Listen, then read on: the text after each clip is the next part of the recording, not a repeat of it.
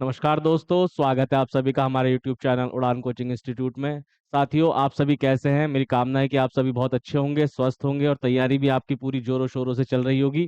तो चलिए स्टार्ट करते हैं आज का लेक्चर, जिसमें हम पढ़ने वाले हैं बहुत ही बढ़िया टॉपिक जैन धर्म के बारे में, जिससे मोस्टली एग्जाम में क्वेश्चन आने के सबसे ज्यादा चांसेस रहते हैं हिस्ट्री से।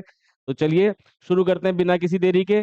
सबसे पहले हम देखते हैं कि जैन धर्म हमारा क्या है, इसमें हमें क्या क्या चीज पढ़नी है, कहाँ कहाँ से क्वेश्चन हमारे आते हैं। जब हमें ये चीज क्लियर होगी तो हम उन्हीं चीजों पे फोकस कर पाएंगे।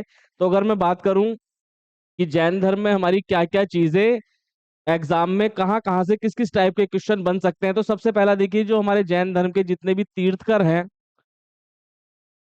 तीर्थकर क्या होते हैं, कितने थे, ये सब भी आगे डिस्कस करेंगे।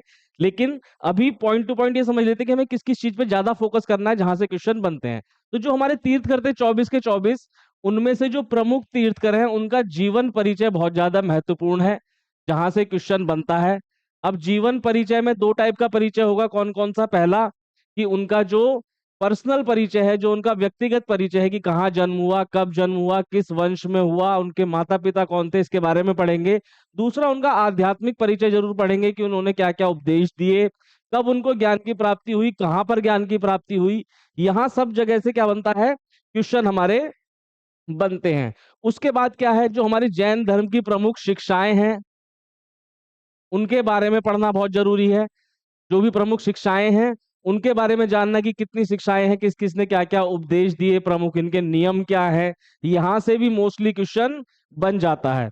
उसके बाद जो इनके प्रमुख अनुयायी हुए हैं जैन धर्म में, जितने भी जो हमारे तीर्थकर थे उनके जो प्रमुख अनुयायी थे, जैन धर्म के जो अनुयायी थे, उनके बारे में जानना जरूरी है, क्योंकि यहाँ से भी क्वेश्चन एग्जाम में आ जाता है।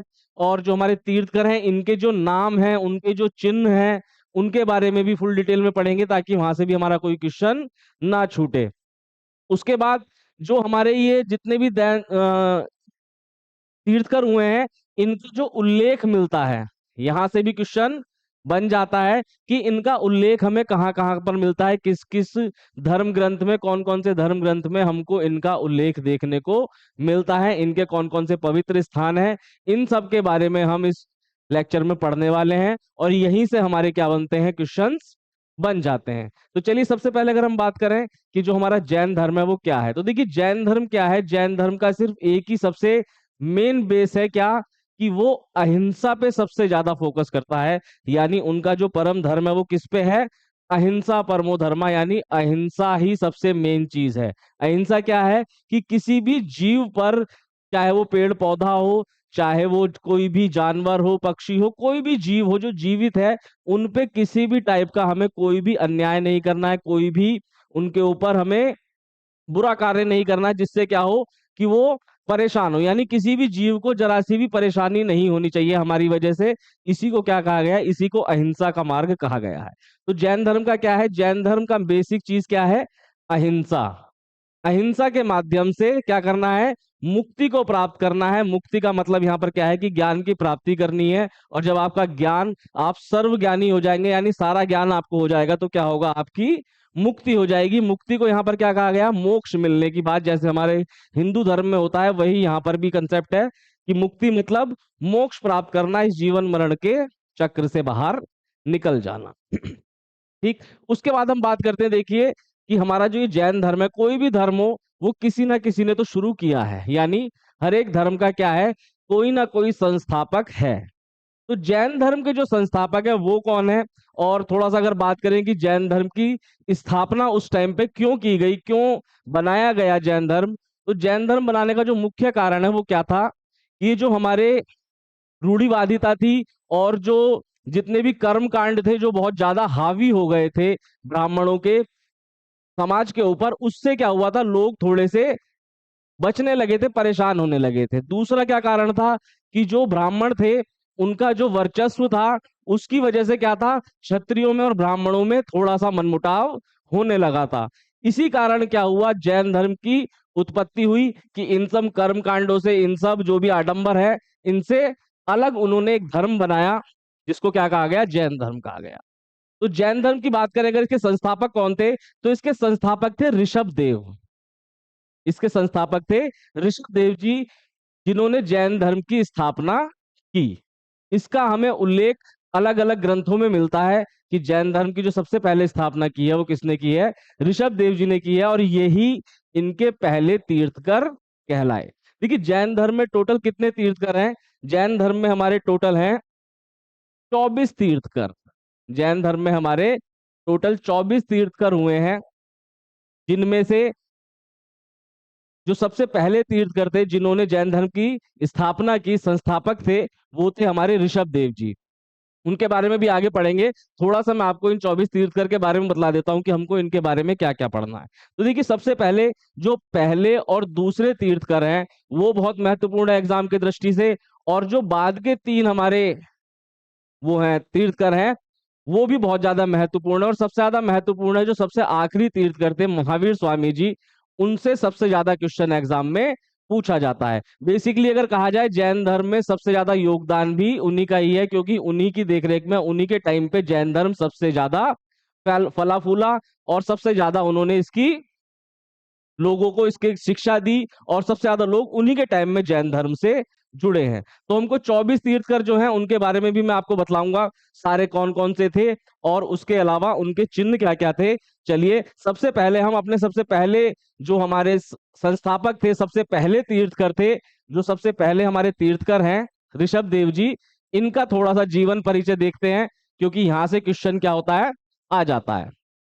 तो देखिए जैन अनुश्रुति के अनुसार क्या है कि जो ऋषभ देव हैं उनको क्या माना गया है, जैन धर्म का संस्थापक माना गया है। ठीक, उसके अलावा ऋषभ देव के बारे में क्या चीज इंपॉर्टेंट है, इनका जन्म कहाँ हुआ था, इनका जन्म हुआ था अयोध्या में।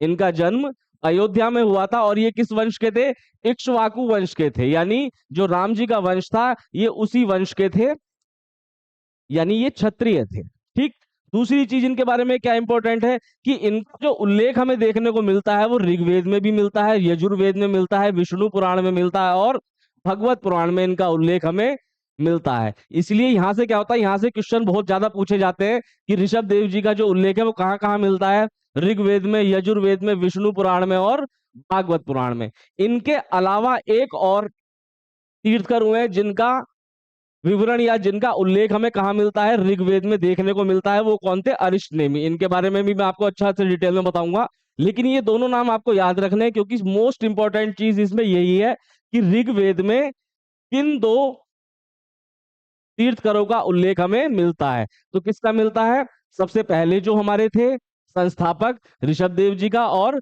अरिष्टनेमी का जो हमको उल्लेख मिलता है वो कहाँ मिलता है, ऋग्वेद में मिलता है।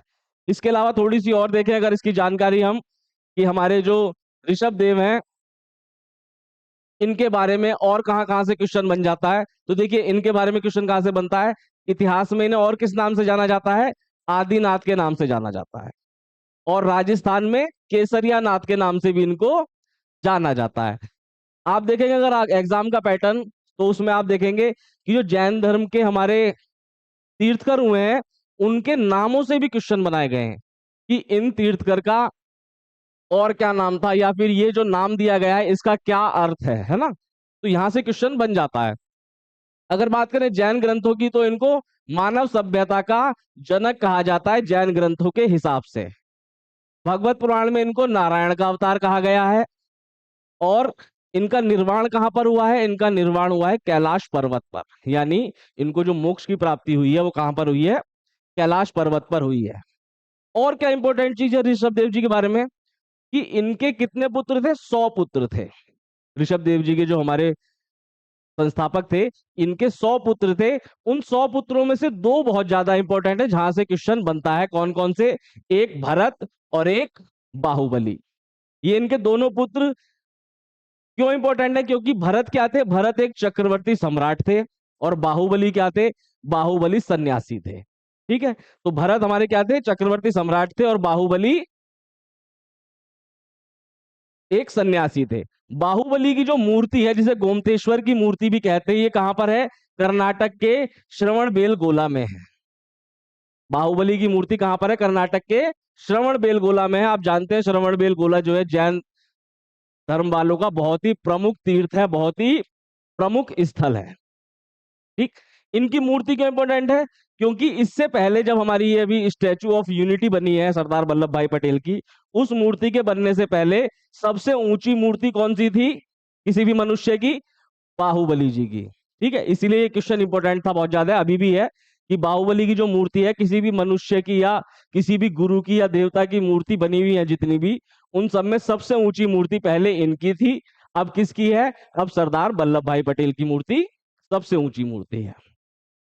अब मैं आपको बतलाता हूं कि 24 तीर्थकरों में से कुछ महत्वपूर्ण तीर्थकर हैं। महत्वपूर्ण क्यों है? क्योंकि जिन जिन तीर्थकर का उल्लेख हमें जैन धर्म की जो पुस्तकें हैं या जैन धर्म के जो ग्रंथ हैं उनसे अलग अगर कहीं पर हमको उनका उल्लेख मिलता है तो वो क्या हो जाते हैं? वो महत्वपूर्ण तीर्थकर हो जाते हैं, वहां से क्वेश्चन एग्जाम में बन जाता है। जैसे अगर हम बात करें जो दूसरे तीर्थकर थे अजित नाथ जी, उनका उल्लेख कहाँ मिलता है? उनका उल्लेख यजुर्वेद में मिलता है।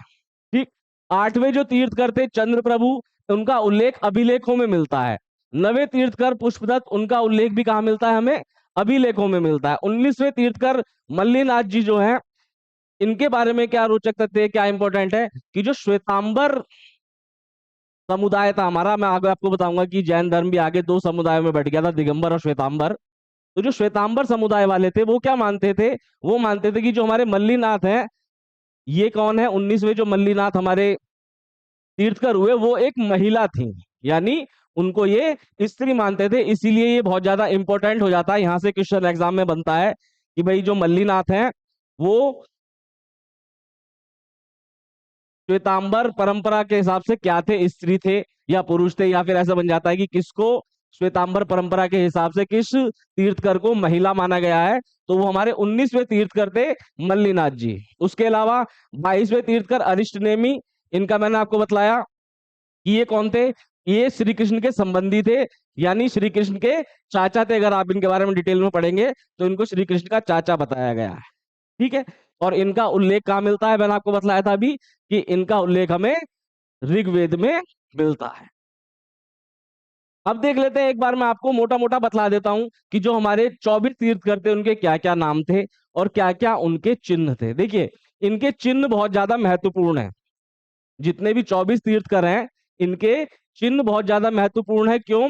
क्योंकि जितने भी तीर्थकर हुए अगर आप उनकी मूर्तियां देखेंगे तो आपको सभी की मूर्तियां लगभग एक जैसी ही मिलेंगी। जैसे हमारे हिंदू धर्म में क्या होता है, हर एक देवी देवता की मूर्ति को आप देखते पहचान जाओगे, ये इनकी है, ये इनकी है, भाई ये गणेश जी की है, ये हनुमान जी की है, शिव शंकर की है, क्योंकि सबकी वेशभूषा पहनावा अलग था। इनमें क्या है कि इनमें जितने भी तीर्थकर हैं सभी की मूर्ति देखने में एक जैसी लगती है। तो उनकी पहचान कैसे होती है? उनकी पहचान होती है इन चिन्हों से। ये जितने भी चिन्ह है, हर एक मूर्ति के नीचे ये चिन्ह बना होता है जिस चिन्ह से हम पहचानते हैं कि भाई ये वाले तीर्थकर हैं।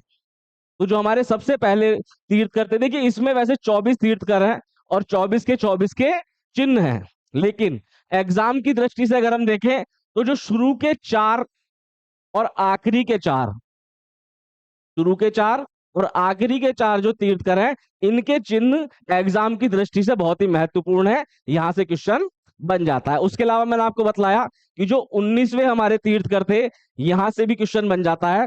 तो चलिए देख लेते हैं हमारे प्रमुख तीर्थकरों के चिन्ह। तो जो ऋषभनाथ थे उनका चिन्ह क्या था? बैल था। उसके बाद अजितनाथ हुए, उनका चिन्ह हाथी था। संभवनाथ हुए, उनका चिन्ह घोड़ा था। फिर अभिनंदन नाथ हुए, उनका चिन्ह बंदर था। अगर बात करें हम मल्लीनाथ की तो उनका चिन्ह क्या था? कलश था। इनको आप नोट कर लीजिए, 9 के 9 को, बहुत इंपॉर्टेंट है, या फिर आप स्क्रीनशॉट ले लीजिए और इनको याद करना बहुत जरूरी है, याद रखना बहुत जरूरी है, क्योंकि एग्जाम में क्वेश्चन यहां से आता है। फिर जो हमारे 21वें तीर्थकर थे नमीनाथ, उनका चिन्ह क्या था? नीलकमल। फिर हुए 22वें नेमिनाथ, इनका चिन्ह क्या था? शंख। फिर हुए पार्श्वनाथ, इनका चिन्ह था सर्प। और जो सबसे आखिर में सबसे महत्वपूर्ण हमारे तीर्थकर थे श्री महावीर स्वामी, उनका चिन्ह क्या था? सिंह या फिर शेर। तो ये चिन्ह बहुत इंपॉर्टेंट है क्योंकि एग्जाम में क्वेश्चन कई बार यहां से आ जाता है। अब बात करते हैं, देखिए कि जो हमारे महत्वपूर्ण तीर्थकर हैं उनके बारे में थोड़ा सा जानकारी होना बहुत जरूरी है। तो एग्जाम के पॉइंट ऑफ व्यू से कौन कौन से तीर्थकरों की मतलब जीवन परिचय बहुत जरूरी है। एक तो सबसे पहले मैंने आपको बतला दिया ऋषभ देव जी, उनके अलावा पार्श्वनाथ जी जो 23वें तीर्थकर हैं और जो 24वें तीर्थकर हैं महावीर स्वामी, इनके जीवन परिचय से एग्जाम में क्वेश्चन आता है। तो देखिए, पार्श्वनाथ जी को क्या माना गया है, इनको ऐतिहासिक संस्थापक माना गया है जैन धर्म का। इनका जन्म कहाँ हुआ था, इनका जन्म वाराणसी में हुआ था। इनका जन्म कहाँ हुआ था, इनका जन्म हुआ था वाराणसी में। अब देखिए, मैं आपको थोड़ी सी एक रोचक जानकारी देता हूँ। मतलब रोचक क्या, कि एक महत्वपूर्ण जानकारी है कि जो हमारे जितने भी तीर्थकर हुए महत्वपूर्ण, जैसे पहले हमारे तीर्थकर थे, तो इन्होंने जो ये है जैन धर्म या ये सन्यास, सबसे पहले तो इन्होंने सन्यास लिया। ये एक राजा थे, राजा होने के बाद इन्होंने क्या है, इन्होंने सन्यास लिया। और सन्यास लेके जब इन्होंने तपस्या की, तपस्या करने के बाद इनको क्या हुआ, ज्ञान की प्राप्ति हुई। तो इन्होंने सन्यास क्यों लिया, ये भी बहुत महत्वपूर्ण बिंदु है। तो जो हमारे ऋषभ देव थे, उनके बारे में क्या कहा जाता है कि उन्होंने सन्यास क्यों लिया, कि वो एक बार अपने राज्यसभा में बैठे थे, सभी उनके मंत्रिमंडल और राजा बैठे हुए थे। तो वहां पर क्या था, वहां पर नृत्य चल रहा था। अब सब लोग बैठ के उस नृत्य को देख रहे थे। जो नृत्यिका थी, जो नाच रही थी, वो नाचते नाचते क्या हुआ, थोड़ी देर के लिए बेहोश हो गई। बेहोश होने के बाद उसको थोड़ी देर में, 1-2 मिनट में होश आ गया। वो फिर से नाचने लगी। और जब नृत्य समाप्त हुआ, वो फिर से एक बार बेहोश हुई और मर गई। तो ऋषभनाथ जी ने देखा कि हमारी जो ये मृत्यु है, इसका कोई भी अंदाजा नहीं है, कोई भी प्रेडिक्ट नहीं कर सकता कि कब आएगी, कैसे होगी। ये कहीं पर भी आ सकती है। और मनुष्य क्या है, वो जैसे बेहोश हुई, बेहोश होने के बाद जैसी होश में आई, फिर से सही हो गई, फिर अपना काम काज में मतलब नाचने में लग गई। उसके बाद क्या हुआ, मृत्यु हो गई। तो वो इस चीज से बहुत विचलित हो गए कि बोले हमारा जो ये मृत्यु का सिस्टम है, ये समझ से परे है। इसकी जानकारी होना बहुत जरूरी है। और कैसे मनुष्य इन सब चीजों से अपना पीछा छुड़ा सकता है, इसी के लिए उन्होंने क्या किया, उनका मन इन सांसारिक चीजों से हट गया और वो क्या हुए, संन्यास के लिए चले गए। अगर हम बात करें हमारे पार्श्वनाथ जी की, तो ये भी क्या है, ये भी वाराणसी के एक राजा के पुत्र ही थे।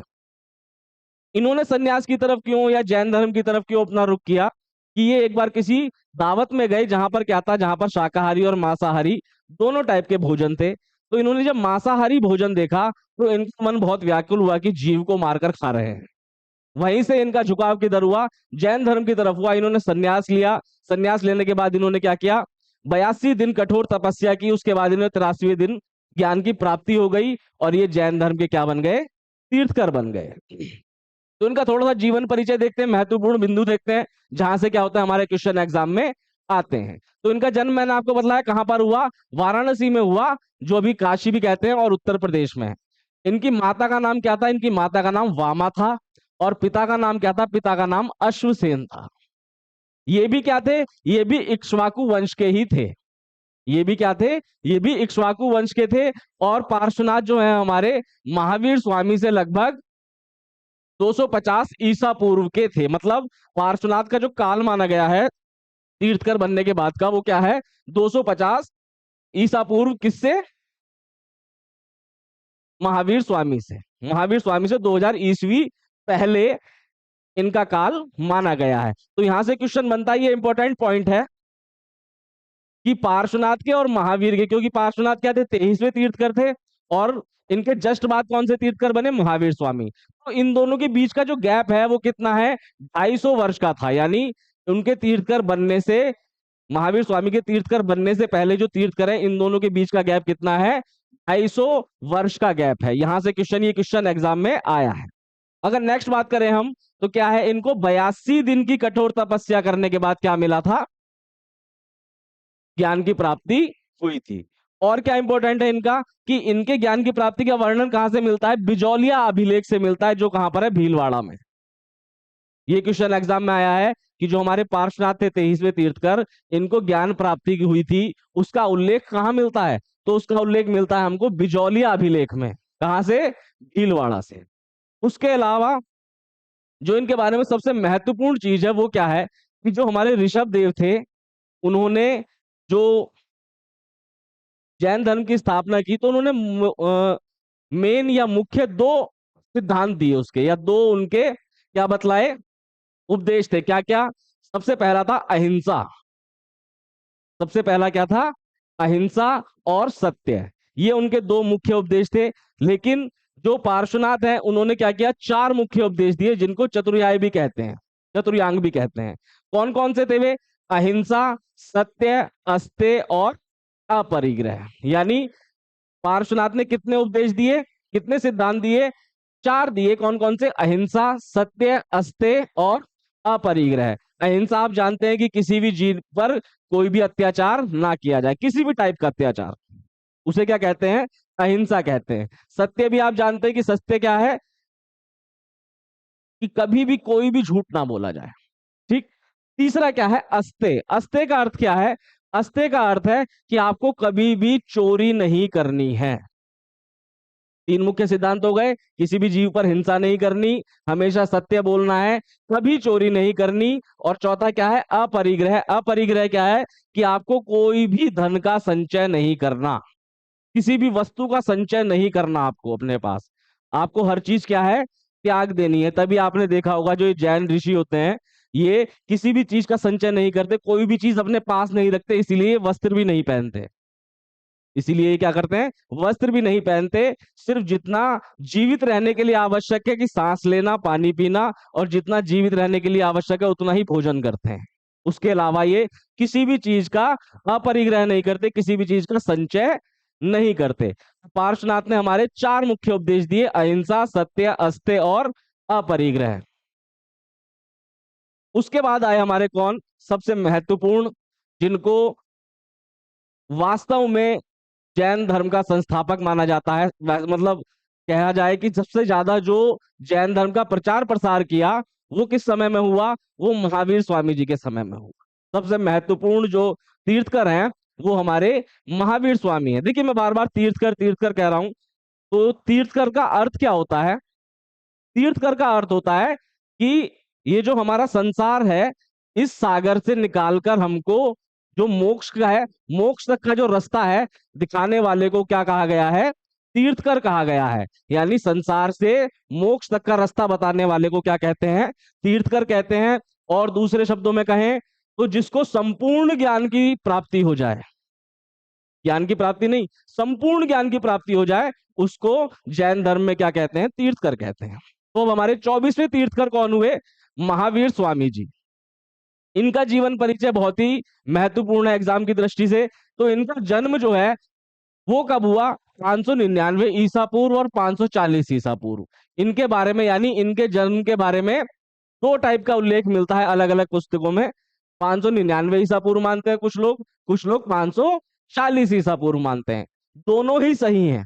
अगर एग्जाम में आपको क्वेश्चन मिलता है और उसमें आपको ऑप्शन में 599 दिख रहा है, तो आप 599 टिक कीजिए। अगर ऑप्शन में आपको 540 दिख रहा है, तो आप 540 टिक कीजिए। और अगर आपको दोनों दिख रहे हैं, तो आप उसमें 540 टिक कीजिए। क्यों? क्योंकि ये कल्प सूत्र के, इसका जो आधार है, इसका क्या है? कल्प सूत्र से लिया गया है।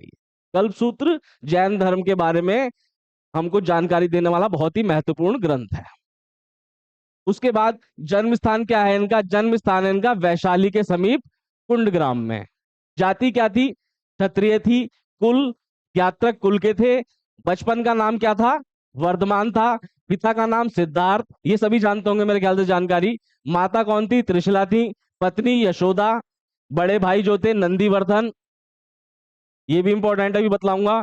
पुत्री कौन थी? अनुजा प्रियदर्शना। और अगर हम बात करें इनके वंश की, तो ये भी इक्ष्वाकु वंश के ही थे। ये भी कौन थे? इक्ष्वाकु वंश के ही थे। उसके बाद जो इनके दामाद थे, वो उनका नाम क्या था? जामाली। दामाद का नाम था जामाली। और तपस्या कितने वर्ष की इन्होंने? 12 वर्ष तपस्या की। ज्ञान प्राप्ति का स्थान क्या है? ऋजुपालिका जो है नदी के पास, इनको ऋजुपालिका नदी के समीप इनको ज्ञान की प्राप्ति हुई थी। किसके नीचे? साल के वृक्ष के नीचे। और मोक्ष कब हुआ है? कहां प्राप्त हुआ है इनको? पावापुरी में। अब मृत्यु के बारे में भी इनका क्या है? दो सन है। इन्होंने जो, इनकी जो उम्र थी वो कितनी थी? ये 72 वर्ष तक जीवित रहे।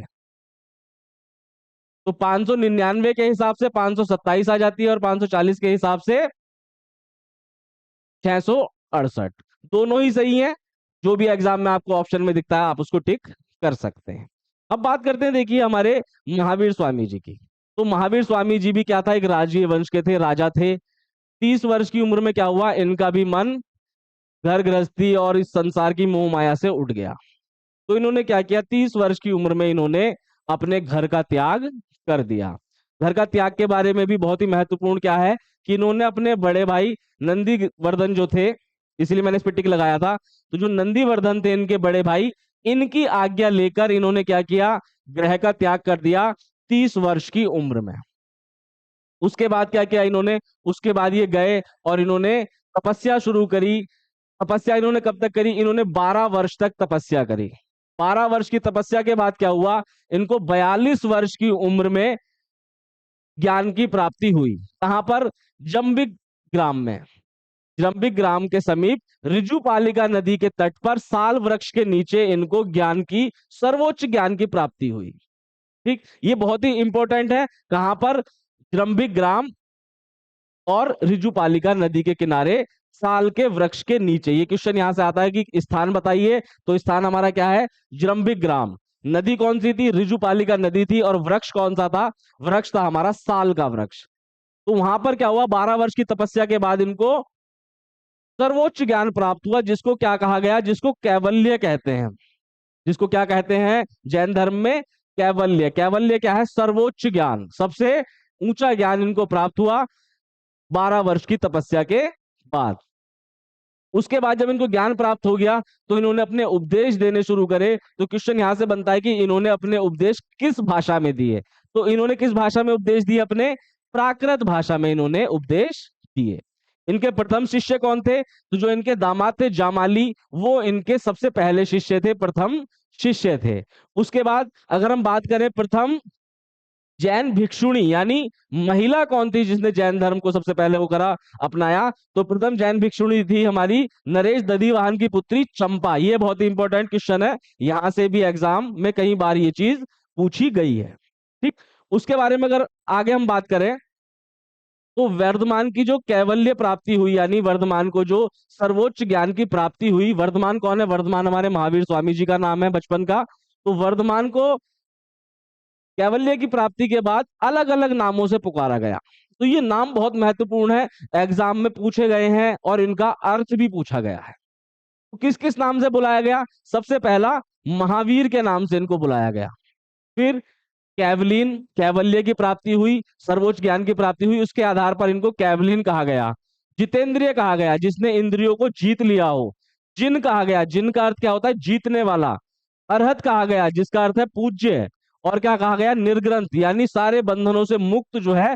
तो ये सारे इनके नाम पड़े, जिसमें सबसे ज्यादा आप जानते हैं महावीर फेमस है। उसके अलावा ये सारे नाम भी इन्हीं के हैं। ये सारे नामों से क्वेश्चन एग्जाम में आया हुआ है और इनके अर्थ भी एग्जाम में पूछे जाते हैं। जिन जो शब्द है, बेसिकली जैन धर्म का जो नाम है जैन धर्म, वो भी इसी शब्द पे पड़ा हुआ है, जिन यानी जीतने वाला। उसके बाद अगर हम बात करें जैन धर्म के सिद्धांत, तो जैन धर्म के सिद्धांत, ये सिद्धांत नहीं है, ये जैन धर्म के त्रिरत्न है। जैन धर्म के त्रिरत्न। तो जैन धर्म के त्रिरत्न, ये क्वेश्चन भी आता है कि जैन धर्म में कितने रत्न हैं, तो 3 रत्न है। कौन कौन से, सम्यक दर्शन, पहला क्या है, सम्यक दर्शन, सम्यक ज्ञान और सम्यक चरित्र। ये 3 इनके त्रिरत्न कहलाते हैं, सम्यक दर्शन, सम्यक ज्ञान और सम्यक चरित्र। उसके बाद अगर हम बात करें सिद्धांत की, तो जो हमारे पार्श्वनाथ जी ने 4 सिद्धांत दिए थे, उसमें क्या करा, उसमें महावीर स्वामी ने एक सिद्धांत और जोड़ा नया। तो यानी महावीर स्वामी के समय कितने सिद्धांत हो गए, टोटल 5 सिद्धांत हो गए। तो जो 4 सिद्धांत पहले से थे वो कौन कौन से थे, अहिंसा, जीवों को चोट ना पहुंचाएं, सत्य, झूठ ना बोलें, अस्त्य, चोरी ना करें, अपरिग्रह, संपत्ति का संचय नहीं करना है। और फिर उन्होंने 5वीं चीज उसमें जोड़ी, क्या, 5वां सिद्धांत ब्रह्मचर्य, यानी शुद्ध जीवन जीना है, आपको ब्रह्मचर्य का पालन करना है। तो ये जैन धर्म के 5 सिद्धांत हो गए, किसके समय में, महावीर स्वामी के समय में। पार्श्वनाथ जी के समय में कितने सिद्धांत थे, 4 सिद्धांत थे। ये चीज याद रखनी है, एग्जाम में कैसे भी घुमाकर क्वेश्चन आ जाता है। उसके बाद क्या हुआ भाई, जैन धर्म जब महावीर स्वामी जी को ज्ञान की प्राप्ति हो गई, उन्होंने अपने उपदेश देने शुरू किए, तो फिर उन्होंने इसके प्रचार प्रसार के लिए क्या किया, एक संघ की स्थापना की। उन्होंने एक संघ की स्थापना की जिसमें उन्होंने सबसे पहले 11 शिष्य लिए, और उन शिष्यों को क्या कहा गया, उनको गणधर कहा गया। उनको क्या कहा गया, गणधर कहा गया, गंधर्व भी कहा गया। तो जो ये 11 शिष्य थे, अनुयायी थे प्रमुख, इनके बारे में भी जानकारी जरूरी है। इनमें जो एक है वो बहुत महत्वपूर्ण है, भी बतलाता हूं। तो क्वेश्चन क्या बनता है कि महावीर स्वामी ने जो संघ बनाया उसमें कितने अनुयायी थे? 11 थे। उनको क्या कहा जाता है? गणधर कहा जाता है। उसके बाद अगर बात करें कौन कौन थे, इंद्रभूति, अग्निभूति, वायुभूत, व्यक्त, सुधर्मन, मंडित, मौर्यपुत्र, अंकपित, अचल भ्रता, मेतार्थ और प्रभास, ये 11 के 11 क्या है? अनुयायी हैं, जिनको गणधर कहा गया। इसमें जो सुधर्मन है ये बहुत महत्वपूर्ण है। क्यों? क्योंकि बाकी जो 10 हमारे गणधर थे या अनुयायी थे, इनकी मृत्यु महावीर स्वामी जी के जीवन काल में ही हो गई थी। सिर्फ सुधर्मन अकेले ऐसे थे जो महावीर स्वामी जी के बाद भी जिंदा थे, और उनके बाद जो संघ के प्रमुख बने वो सुधर्मन बने। इसीलिए ये क्वेश्चन इंपॉर्टेंट हो जाता है कि सुधर्मन के बारे में जानकारी का क्वेश्चन एग्जाम में आ जाता है। तो सुधर्मन क्या थे? संघ के अध्यक्ष बने, किसके बाद? महावीर स्वामी जी के बाद। उसके बाद क्या हुआ? जैन धर्म क्या है? दो संस्थाओं में विभक्त हो गया। अब क्यों विभक्त हुआ उसकी बात करें अगर हम, तो लगभग 298 ईसा पूर्व में क्या हुआ? बहुत ही जबरदस्त अकाल पड़ा मगध में। तो जब अकाल पड़ा मगध में, तो जो हमारे जैन धर्म के लोग थे, उनके जो गुरु थे, उनमें से एक थे कौन? उनमें से एक थे हमारे भद्रबाहु जी। तो जो भद्रबाहु जी थे, उन्होंने क्या किया? उन्होंने दक्षिण की तरफ मूवमेंट किया, यानी दक्षिण की तरफ चले गए वो अपने कुछ साथियों के साथ। कुछ लोग थे जो वहीं पर रुक गए। स्थल बाहु एक उन्हीं के ही गुरु हैं, जिनके अंडर में कुछ लोग क्या हुआ? यहीं पर रुक गए, और कुछ लोग दक्षिण की तरफ चले गए। तो जो लोग दक्षिण की तरफ गए, उन्होंने जो जैन धर्म के सिद्धांत थे उनका बहुत ही अच्छे तरीके से कहें या फिर बिल्कुल कृतज्ञ होके, बिल्कुल डेडिकेशन के साथ उनका फॉलो किया। उन्होंने सारे सिद्धांतों को, सारे नियमों को माना। क्योंकि जो लोग यहाँ पर रह गए थे, यहाँ पर क्या हो गया था? यहाँ पर अकाल पड़ा हुआ था मगध में बहुत ज्यादा, 12 वर्ष तक वो अकाल चला। तो उस समय में क्या हुआ? इन लोगों ने कुछ सिद्धांतों में, मतलब यानी थोड़ी सी इन्होंने ढील दे दी उन सिद्धांतों में, और क्या करा? श्वेत वस्त्र पहनने शुरू कर दिए। जबकि जैन मुनियों में क्या था कि उनको नग्न रहना है, यहां पर क्या हुआ? उन्होंने श्वेत वस्त्र पहनने शुरू कर दिए। तो 12 वर्ष पश्चात जब भद्रबाहु जी अपने ग्रुप के साथ यहाँ वापिस आए, तो क्या हुआ? इन लोगों में मतभेद हो गए, और मतभेद होने के कारण क्या हुआ? जैन समुदाय हमारा दो पार्ट्स में डिवाइड हो गया। कौन कौन से? पहला बना हमारा दिगंबर, और दूसरा बना श्वेतांबर। दिगंबर नाम का अर्थ क्या है? कि जो इन दिशाओं को ही अपना वस्त्र मानते हैं उनको दिगंबर कहते हैं, और जो श्वेत वस्त्र, व्हाइट कलर के कपड़े पहनते हैं, उनको श्वेतांबर कहते हैं। ठीक है, तो इनके बारे में थोड़ा सा देख लेना बहुत जरूरी है, क्योंकि दिगंबर से भी और श्वेतांबर से क्या होता है, एग्जाम में क्वेश्चन आते रहते हैं। तो दिगंबर में मैंने आपको क्या बताया कि इन्होंने पूर्ण नग्नता में विश्वास करा, यानी जो जैन धर्म के पूरे सिद्धांत है उसको इन्होंने फॉलो किया। इन्होंने किसी भी चीज का अपरिग्रह नहीं किया, किसी भी टाइप की संपत्ति अपने पास नहीं रखी, कोई वस्त्र अपने पास नहीं रखा, ये नग्न ही रहते थे। और जो इनकी महिला भिक्षु थी वो क्या करती थी? वो बिना सिली हुई सफेद साड़ी पहनती थी, सिर्फ सफेद साड़ी, और वो भी कैसी? जिसमें कोई सिलाई बुनाई का कार्य किया ना किया हो, प्लेन बिल्कुल कपड़ा, उसको ये पहनते थे। ये क्या करते थे? ये पांचों व्रतों में बिलीव करते थे। जो हमारे सिद्धांत है उनको व्रत भी कहते हैं। तो ये क्या करते थे? ये पांचों ग्रहों में, सत्य, अहिंसा, अस्त्य, अपरिग्रह और ब्रह्मचर्य, ये पांचों ही व्रतों में इनका पालन करते थे। और इसमें क्या मान्यता थी दिगंबर में? ये भी इंपॉर्टेंट है कि दिगंबर समुदाय के हिसाब से जो औरतें हैं वो मोक्ष को प्राप्त नहीं कर सकती, वो मोक्ष को प्राप्त नहीं कर सकती। और इनके जो संपादक थे वो कौन थे? भद्रबाहु। दिगंबर जैन के संपादक कौन थे? भद्रबाहु संप्रदाय के प्रतिपादक थे। उसके बाद अगर हम बात करें श्वेतांबर की, तो श्वेतांबर क्या था? मैंने आपको बताया, ये सफेद वस्त्र इन्होंने पहनने शुरू कर दिए थे। और ये क्या थे? ये सिर्फ 4 व्रतों का पालन करते थे। कौन कौन से? ब्रह्मचर्य को छोड़ के जो चारों हमारे व्रत हैं, सत्य, अहिंसा, सत्य, अस्त्य और अपरिग्रह, इन चारों व्रतों का पालन करते थे, ब्रह्मचर्य का पालन नहीं करते थे। इनके हिसाब से क्या है? श्वेतांबर समुदाय के हिसाब से महिलाएं भी मोक्ष को या मुक्ति को प्राप्त कर सकती हैं। और इनका प्रतिपादक कौन थे? स्थूलभद्र। इनके प्रतिपादक थे स्थूलभद्र। इसके अलावा जैन धर्म में बहुत ही महत्वपूर्ण क्या है एग्जाम की दृष्टि से अगर हम देखें, तो जो इनकी परिषदें हुई हैं वो बहुत ज्यादा महत्वपूर्ण है। इनकी दो परिषद हैं, दोनों की दोनों एग्जाम की दृष्टि से बहुत ज्यादा महत्वपूर्ण है। तो प्रथम परिषद कब हुई? तीसरी शताब्दी ईसा पूर्व में बिहार के पाटलिपुत्र में आयोजित की गई। और इसकी अध्यक्षता किसने की? स्थूलभद्र ने इसकी अध्यक्षता की। तो इसमें दो चीजें इंपॉर्टेंट है, कब हुई? तीसरी शताब्दी ईसा पूर्व में हुई, और बिहार के पाटलिपुत्र में प्रथम जैन परिषद हुई थी। एग्जाम में क्वेश्चन आया है। और इसके अध्यक्ष कौन थे? इसके अध्यक्ष थे स्थूलभद्र, ये भी एग्जाम में क्वेश्चन आया हुआ है। उसके बाद अगर हम बात करें द्वितीय जैन परिषद, ये कब हुई? ये 512 ईस्वी में वल्लभी गुजरात में हुई। 512 ईस्वी में वल्लभी गुजरात में एक स्थान पड़ता है, वहां पर हुई। और इसकी अध्यक्षता किसने करी? देववर्दी क्षमाश्रवण ने। देववर्दी क्षमाश्रवण ने इसकी अध्यक्षता की। और इसमें महत्वपूर्ण कार्य क्या हुआ कि इसमें 12 अंग और 12 उपांगों का अंतिम संकलन किया गया। यानी इनके जो ग्रंथ है 12 अंग और 12 उपांग, जैसे हमारे यहाँ होते हैं पुराण उराण, तो इनके जो अंग मतलब ग्रंथ हैं उनका अंतिम संकलन इस परिषद में किया गया, इसलिए ये महत्वपूर्ण है। तो दोनों ये परिषद हुई, दोनों ही एग्जाम की दृष्टि से महत्वपूर्ण है। ठीक, तो मेरे ख्याल से आपको जैन धर्म के बारे में एग्जाम के पॉइंट ऑफ व्यू से, वैसे तो अगर आप पढ़ने बैठेंगे तो हर एक धर्म में इतना लिटरेचर है कि जो खत्म नहीं होगा, बहुत ज्यादा है, जितना पढ़ोगे उतना ही ज्ञान मिलेगा।